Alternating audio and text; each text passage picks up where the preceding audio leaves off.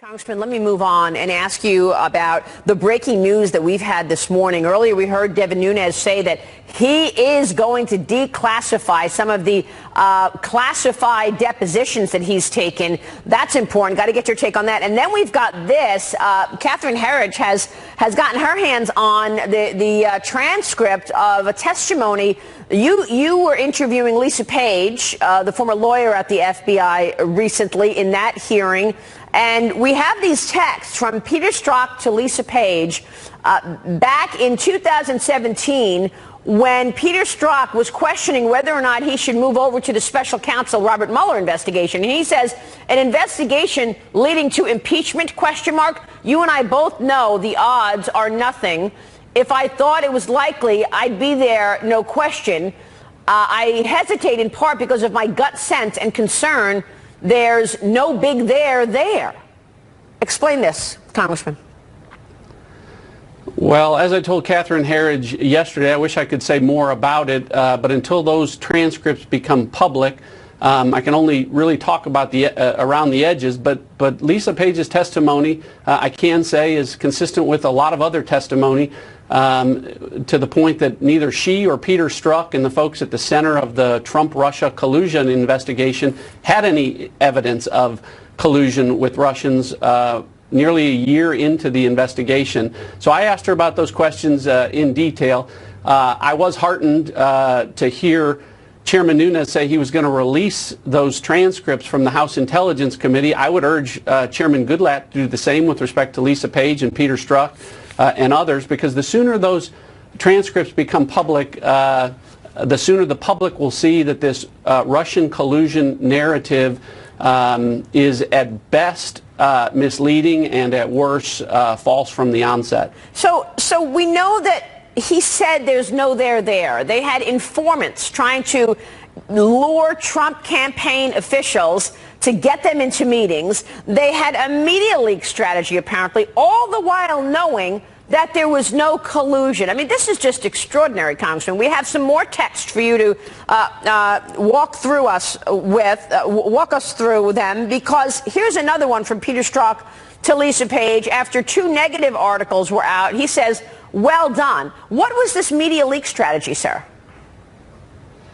Yeah, I will concede that there is such a thing as a media leak strategy, having been a national security and terrorism prosecutor. Sometimes you do have to deal with leaks in high-profile cases, but the texts really underscore that what Lisa Paige and Peter Strzok were doing there was not trying to control the leaks, but to get information out that they wanted to influence this narrative. So it's very troubling. Again, all of this ties in. It's not just Lisa Paige and Peter Strzok, Maria. What's important and significant about what Devin Nunes told you earlier is more than 70 witnesses appeared before the House Intelligence Committee. All of them were asked the same question. What evidence do you have of Russian collusion with Donald Trump or the Trump campaign? What evidence do you have of conspiracy? What evidence do you have of coordination? And they batted 1,000 in their response. These are folks like Susan Rice and Samantha Power, senior DOJ and department officials and intelligence and law enforcement officials, and they all said, we don't have any. So what we have known and what I want the public to see from these transcripts is that our law enforcement and intelligence communities have known for a while that there isn't evidence of Russian collusion with Donald Trump or the Trump campaign. And the sooner the public finds that out, the better off we'll all be. So where does this lead the special counsel, Congressman? As a former federal prosecutor yourself, what is Robert Mueller doing? What is he going to have to do in the coming months?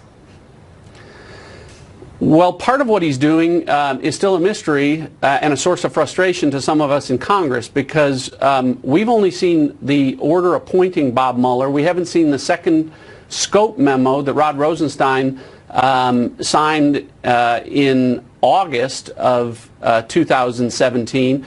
And so when folks say, let Bob Mueller do his job, I'm all in favor of that, but we need to know what his job is. And so, it seems incredible to me that members of Congress with oversight responsibility of the Department of Justice, none of us have seen that scope memo. So it's hard to comment on that. With respect to Bob Mueller, I am one that has not questioned his integrity, But I have questioned his judgment at times. I think the way he has staffed his team with folks that are very clearly anti-Trump and very pro-Clinton partisans, some of whom attended her victory party, some of whom have given her money, and some of them have made derogatory statements about Donald Trump, all call into question whatever findings he comes up with. And what I don't want is for the American people to end up in a hung jury where, regardless of the work that he's doing, half the folks are going to conclude that it's not accurate because of who's been involved in his team. So, we'll have to see with respect to that. Well, I want to see when you're going to see all of this, whether or not it happens before the midterm elections. You are in a fight in terms of the midterms, and we know if the House flips, we're not going to hear another word about this. I want to ask you about the cost of the special counsel investigation. How much is it costing taxpayers? Let's take a short break and get into that when we come right back. We're looking ahead on Sunday Morning Futures, speaking with Congressman John Ratcliffe. More with him coming up. I'm back with Republican Congressman John Ratcliffe of Texas, a member of the House Judiciary Committee. What is the plan, Congressman, in terms of bringing back those people? You called it, when we spoke earlier, a rolling production of data, forcing you to bring people back because otherwise it looks like perjury. Right. So Chairman Goodlatte identified Nellie Orr as one of the folks coming in. She's planning to come in to our committee later this week. She, of course, is the wife of Bruce Orr. As I told you the last time I was on this show, Maria, before Bruce Orr's deposition, I was hoping to find out whether folks at the Department of Justice and the FBI were aware of certain material facts and exculpatory evidence before the first FISA application. I can tell you that based on his testimony, without getting into the specifics, did nothing to ameliorate my concerns. It only exacerbated them. He identified a half a dozen people at the FBI and at the Department of Justice that knew of his operational role, his wife's operational role, the fact that they were being paid for those roles. So we're going to continue to bring in the Nellie Orrs. I'd like to bring in George Papadopoulos at this point. And with respect to Comey and Lynch and Yates and others, Chairman Goodlatte's tried the nice way. I think the not so nice way of a subpoena is going to be necessary and appropriate at this point because, you've alluded to this, Maria, about, justice delayed can be justice denied. And right. If Republicans are not in control of the House, we may never get a chance to question these folks again. Real quick, Congressman, is it even possible that Robert Mueller will not look at it with all of this blatant wrongdoing in our faces that we talk about every Sunday? Is it even possible that Robert Mueller is not going to look at this? And how much is this special counsel investigation costing us where he is not looking at any of this? I'll be honest with you, Maria, I don't think he is looking at this angle of it. I've seen no indication that he's doing that, and I think that that's why many of us think that there need to be a second special counsel dedicated to investigating the Department of Justice and the FBI.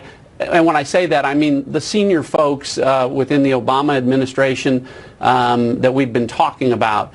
Bob Mueller, the cost of this, obviously we're in the millions of dollars, tens of millions of dollars.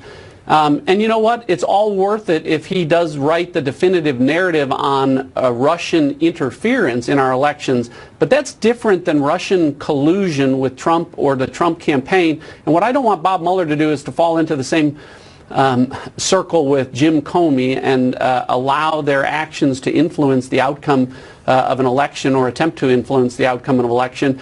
The American people deserve to know that Donald Trump was not colluding with the Russians if, in fact, that determination has been made by the special counsel. Congressman, it's good to have you on the program this morning. All I could say is this upcoming midterm election seems like the most consequential midterm elections we've seen in a long time. Thank you for joining us, sir. We will be watching the developments.